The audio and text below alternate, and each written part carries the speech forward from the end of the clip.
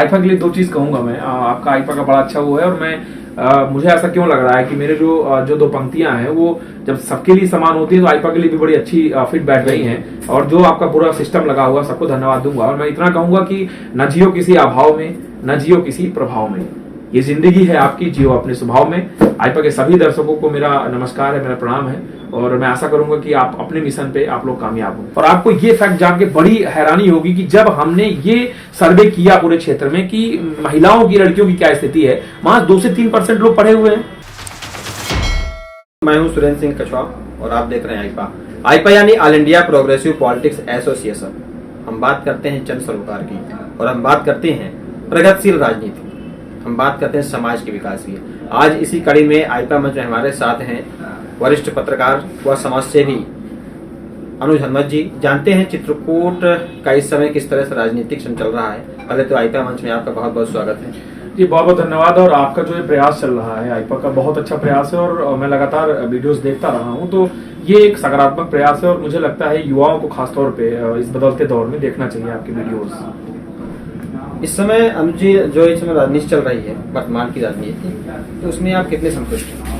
देखिए, वर्तमान की राजनीति तो राजनीति है ही नहीं। सबसे बड़ी बात तो ये है कि जिन मुद्दों को ध्यान में रख के, जिस संविधान को ध्यान में रख के एक पूरी व्यवस्था का निर्माण किया गया था, और जब देश आजाद हुआ तो उस समय के नेताओं के पास सबसे बड़ी जो एक समस्या थी, या कहें सबसे बड़ी उनकी जिद थी, वो यही थी कि देश में एक अच्छा लोकतंत्र स्थापित हो। और हमारा देश समूचे विश्व में सबसे बड़ा उदाहरण है एक अच्छे स्वस्थ लोकतंत्र का। लेकिन जब यहाँ पे भय, भू, भ्रष्टाचार, तमाम चीजें ऐसी होती हैं कि जो मुद्दे नहीं बन पाते, लोगों की जो मूलभूत समस्याएं हैं, जो युवा चाहता है, जो बुजुर्ग चाहते हैं, महिलाएं चाहती हैं, उसका कोई समावेश नहीं होता राजनीति में, तब दुख होता है। लेकिन मैं ये जरूर कहूंगा सकारात्मक रूप से कि राजनीति बदल रही है। आप पाठा क्षेत्र से बिलोंग करते हैं, और पाठा क्षेत्र में तमाम समस्याएं लगातार बनी रही हैं, और यहाँ तक जानकारी मिल रही है कुछ सोशल मीडिया से कि आप 236 विधानसभा से उम्मीदवारी भी जाहिर कर रहे हैं। क्या लगता है कि वहाँ क्या जन समस्याएं हैं, और समस्याओं को लेकर क्या आप उम्मीदवारी जाहिर कर रहे हैं? पहले तो मैं सुधार करूंगा कि 237 विधानसभा है मानिकपुर की, और मानिकपुर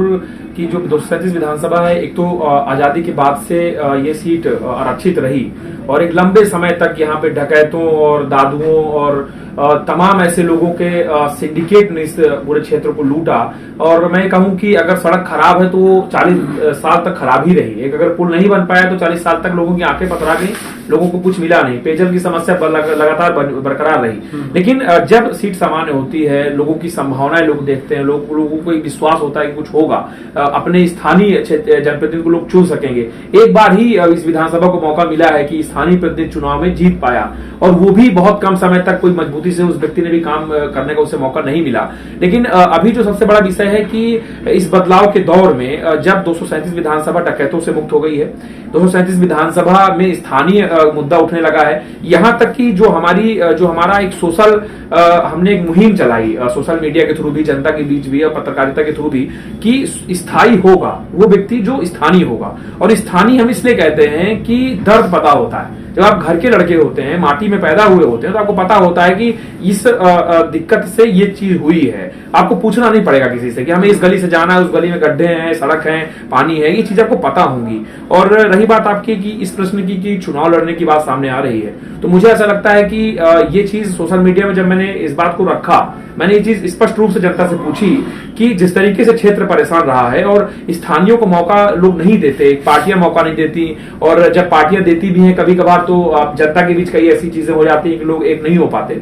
लेकिन सबसे बड़ी चीज है कि ब्राह्मण मतदाता सबसे ज्यादा है विधानसभा में, और ब्राह्मणों का हमेशा से काम रहा है कि समाज के हर वर्ग का ख्याल रखना, उसको एक करना, उसके लाभ हानि का ख्याल रखना, और समाज को एकजुट रखना। तो मुझे गर्व है कि मैं ब्राह्मण हूं, और मैं इस नाते कह सकता हूं कि जनता अगर कहेगी तो मैं चुनाव लड़ने को तैयार हूं, इसलिए कि पाठा का विकास होना चाहिए, पाठा में मुद्दों की बात होनी चाहिए। आप यदि आपको जनता हालांकि कह रही है और आप मैदान पे आ रहे हैं, तो मऊ मानिकपुर में ऐसी कौन सी समस्या है जो जनता के लिए हित है, अभी तक इसने सोचा नहीं?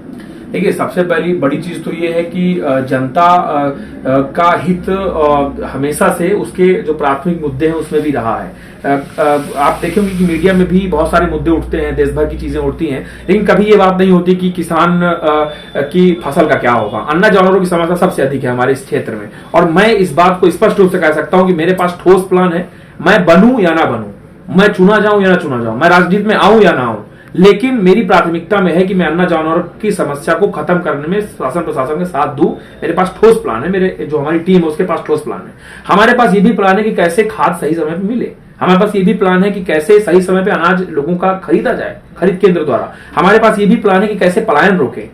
और आपको सुरेंद्र जी अच्छे से पता है कि जब से आप पत्रकारिता शुरू किए तब से आपने कई बार रिकॉर्ड डाले हैं कि सबसे ज्यादा पलायन मानिकपुर विधानसभा से होता है। आज भी आप मानिकपुर स्टेशन चले जाइए, कोल आदिवासी जिन्हें अनुसूचित जनजाति का दर्जा नहीं मिला है वो बाहर काम करने को तैयार है। लोगों की आंखें पथरा गई माता पिता की इस बात को सुनने के लिए कि हमारा बेटा कब रहेगा हमारे साथ। ये समस्या भी हम दूर करेंगे, पलायन की भी ऐसा हमारे पास प्लान है। हम जो तमाम जो पहाड़ी नदियां हैं पाठा की, मानिकपुर की, मैदानी भागों की, उनको हम रोकने का प्रयास करेंगे। उस आप पलायन की बात कर रहे हैं, पलायन तो पूरे चित्रकूट हालांकि बुंदेलखंड का सबसे पिछड़ा इलाका है, नीति आयोग भी कहती है। तो पलायन को दूर करने के लिए कोई भी सरकार आए क्या ऐसे कार्य करना चाहिए कि पलायन दूर हो, लोगों को रोजगार ही प्राप्त हो? देखिए, इसका तो प्लान सबसे बड़ी चीज तो सरकारों के ही उसमें छिपा हुआ है। अगर मोदी जी वाइब्रेंट गुजरात का उदाहरण दे सकते हैं, उस विजन से प्रधानमंत्री बन सकते हैं और ये कह सकते हैं कि गुजरात आइए, हम आपको काम देंगे, गुजरात आइए, हम देश को सम्मान देंगे, तो हम ये जानते हैं कि उद्योगों के माध्यम से हम ये भी जानते हैं कि रोजगार सृजित करने के तरीके होते हैं। अगर आपका क्षेत्र, आपके क्षेत्र में अगर ज्यादा पथरीला क्षेत्र है, आपके क्षेत्र में अगर चीजें बॉक्साइट इस तरह की चीजें हमारे यहाँ है, आपको पता है कि बरगढ़ में एशिया की सबसे बड़ी कॉन्टिनेंटल ग्लास फैक्ट्री बननी थी, जो राजनीतिक असफलताओं और समाज के कई सारे ऐसी चूक हुई जिसके कारण वो नहीं हो पाया। हम अपार संभावनाओं पे बैठे हुए हैं। हमारा क्षेत्र मऊ मानिकपुर अपार संभावनाओं पे है। ऐसे पर्यटन के केंद्र हैं कि विश्व प्रसिद्ध हो सकते हैं। ऐसे जंगल है जहां पे जल्दी ही वाइल्ड लाइफ सेंचुरी जो हमारा रानीपुर है वो टाइगर रिजर्व होने वाला है। तो ये बताने की जरूरत नहीं कि पलायन कैसे रोकेगा, बस एक टास्क को लेकर चलना है कि पलायन रोकना है। हम अगर राजनीति में आते हैं तो हम ये कहेंगे कि राजनीति में सत्ता में बैठने के बाद हम पलायन रोक सकते हैं। हमारे यहाँ का युवा अगर बाहर जाके वॉचमैनी कर सकता है, हमारे यहाँ का युवा अगर बाहर जाके किसी की सेवा कर सकता है, काम कर सकता है, पसीना बहा सकता है, पत्थर तोड़ सकता है, तो हमारे यहाँ का युवा आकर के यहाँ भी काम कर सकता है। हम बात करें शिक्षा और स्वास्थ्य की, कोई भी दल है पहले राजनीति शिक्षा और स्वास्थ्य पर ही करता है। हम शिक्षा के लिए करेंगे, स्वास्थ्य के लिए करेंगे, लेकिन वादे ही रह जाते हैं। क्या लगता है शिक्षा की व्यवस्था को सुधारने के लिए क्या करने की जरूरत है यहाँ? देखिए, शिक्षा तो समाज का ऐसा दर्पण है कि ये भी कहा जाता है कि अगर आपको किसी की गुलामी किसी से दूर करानी है तो उस घर में शिक्षा का बीज डाल दीजिए, अपने आप गुलामी का जंजीरें तोड़ देगा। और आपको कई फिल्में भी याद होंगी कि ठाकुर या कई ऐसी चीजें से लोग कहते थे कि नहीं, किसी एक व्यक्ति को कि भाई फलाने को पढ़ने मत देना, फलाने से ऐसी चीजें होती थी समाज में। तो ये शिक्षा एक बहुत बड़ा हथियार है और हमारे क्षेत्र में शिक्षा से ही समाजों को दूर किया गया है। उसमें सबसे बड़ा समाज कोल आदिवासियों का आता है, इसके बाद दलित अनुसूचित समाज का है। और आपको ये फैक्ट जान के बड़ी हैरानी होगी कि जब हमने ये सर्वे किया पूरे क्षेत्र में कि महिलाओं की, लड़कियों की क्या स्थिति है, वहां 2 से 3% लोग पढ़े हुए हैं।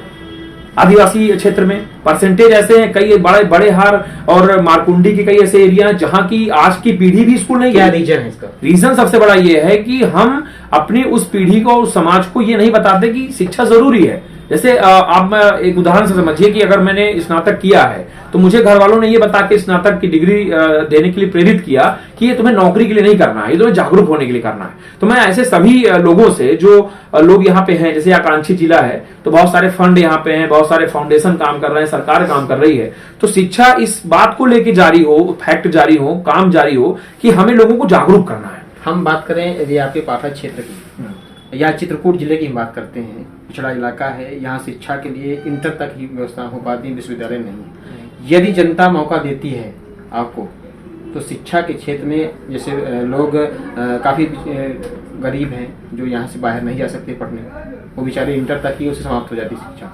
तो यदि जनता आपको मौका देती है तो उसके लिए क्या प्रयास करेंगे आप? देखिए, सबसे बड़ी बात तो ये है कि जनता ने तो ऑलरेडी मौका दे रखा है। अगर इस धरती पे पैदा हुए हैं तो मुझे लग रहा है मौका वहीं से शुरू हो गया। मैं तो बहुत सकारात्मक विचार रखता हूँ। मुझे नहीं लगता कि समाज में परिवर्तन के लिए किसी पद और सत्ता की जरूरत है। और बतौर पत्रकार आप मेरे साथ लगातार जुड़े रहे हैं और मैंने जब से पत्रकारिता शुरू की इलाहाबाद विश्वविद्यालय से आने के बाद, मैंने हर उस मुद्दे पे चोट की है जिससे उन लोगों को दिक्कत हो जो लोग काम को रोके बैठे हैं। समाज में हर कोई बुरा नहीं होता है, सिस्टम में हर कोई बुरा नहीं होता है, राजनीति में हर कोई बुरा नहीं है, लेकिन कुछ वो लोग हैं जो लोग काम को रोके रहना चाहते हैं कि गधों की फौज बनी रहे।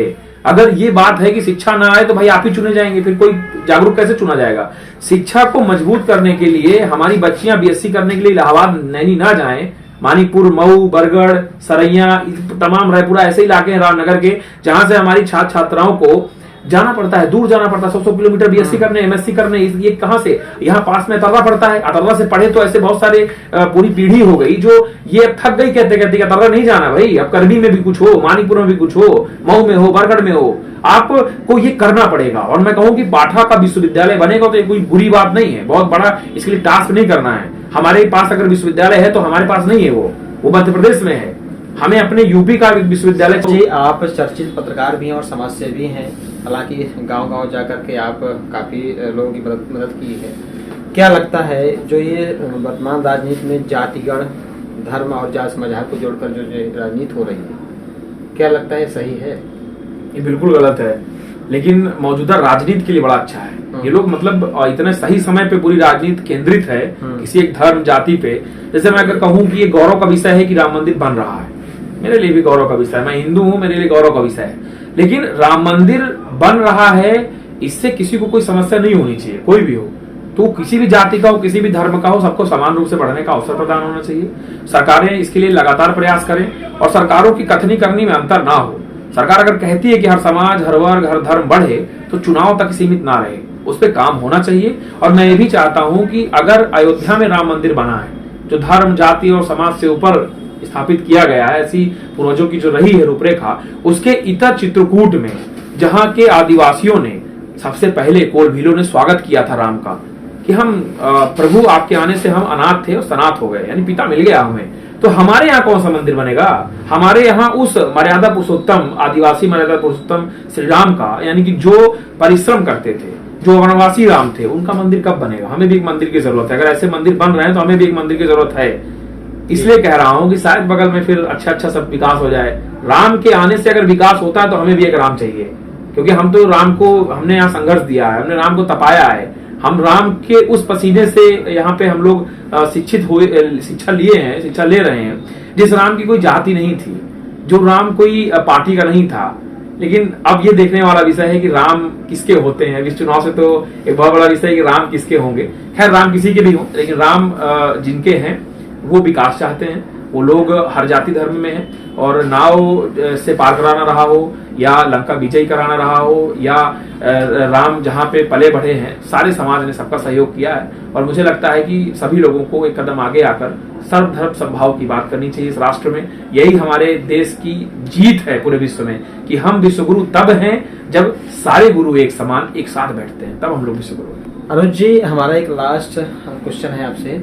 जो इस समय युवा पीढ़ी राजनीति की ओर अग्रसर हो रही है, आप जैसे युवा काफी राजनीति की ओर है, क्या लगता है कि राजनीति में परिवर्तन लाएगी? देखिए, राजनीति में परिवर्तन तो एक स्वतः प्रक्रिया है, आप चाहें या ना चाहें। आप जब पैदा होते हैं तभी से आप राजनीति के हिस्से हो जाते हैं। आपने रियलिटी शो देखे होंगे कि बहू सास में जब लड़ाई होती है, चम्मच नीचे गिरता है तो 5 बार कैमरा आमने सामने होता है, यानी कि वो एक राजनीति का कितना बड़ा हिस्सा है। सास बहू की लड़ाई होगी, राजनीति वहीं से शुरू हो गई। आप किस राजनीति से निकलना चाहते हैं? आप घर की राजनीति से निकलना चाहते हैं, समाज की राजनीति से निकलना चाहते हैं, आपको अच्छा चाहिए उसकी राजनीति से निकलना चाहते हैं, आपको रोजगार चाहिए इस राजनीति से? नहीं, आपको राजनीति में आना होगा, एक बदलाव वाली राजनीति में आना होगा। और मुझे ऐसा लगता है कि अगर आप अपनी न्यूसेंस वैल्यू क्रिएट करते हैं, न्यूसेंस वैल्यू का मतलब होता है कि जैसे मैं कहता हूं कि रोजगार के साधन सृजित होने चाहिए पाठा में, मानिकपुर में, मऊ में, बरगढ़ में, तो शिक्षा जगनी चाहिए, शिक्षा आनी चाहिए, लोग युवा जो है आत्मनिर्भर हो, पलायन रुके। तो ये करने के लिए किसी न किसी को आगे आना होगा, और वो लाल हो उस जमीन का, उसे दर्द पता होता है। फिर ऐसा नहीं होता है कि समस्या उठे, समस्या किसके ओर इशारा करना चाहते हैं? मैं स्पष्ट रूप से सब लोग समझ जाएंगे। ऐसा नहीं होना चाहिए कि मुद्दा उठे कि राजकीय बालिका इंटर कॉलेज में समस्याएं हैं मानिकपुर में, और जब लेटर दौड़ने लगता है भाई, प्रसव तो पत्रकारों का होता ही है, लेटर दौड़ने लगा कि अब उस विद्यालय की समस्याएं देखो, छत जर्जर है, सैकड़ों बच्चियां जो है खतरे में हैं, और लेटर विधानसभा चला जाता है। विधानसभा के बाद जब लेटर बाहर आता है, यानी कि जब समस्या निदान के बेहद करीब होती है, तब निदान करने वाली संस्था को यह पता लगता है कि लेटर हमारे पास ना आके महाविद्यालय चला गया है। वो भी कौन से महाविद्यालय? मानिकपुर के राजकीय महाविद्यालय में, जहां पे ये लिखा गया कि राजकीय बालिका महाविद्यालय में अगर कोई समस्या है तो हमें अवगत कराएं।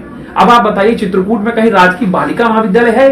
तो ये चीज आप कब समझेंगे? जब आप स्थानीय होंगे। आपको ये चीज कब पता होगी कि बालिका का बालक का विद्यालय है कि इंटर का कि हाई स्कूल का है? तो इसीलिए मैं कहता हूं कि पहले तो हमारे नेताओं को पूर्ण रूप से उस धरती का होना चाहिए, और अगर चलिए हम स्वीकार भी करते हैं, हमने राम को स्वीकार किया तो हम सबको स्वीकार कर सकते हैं, तो समझ होनी चाहिए।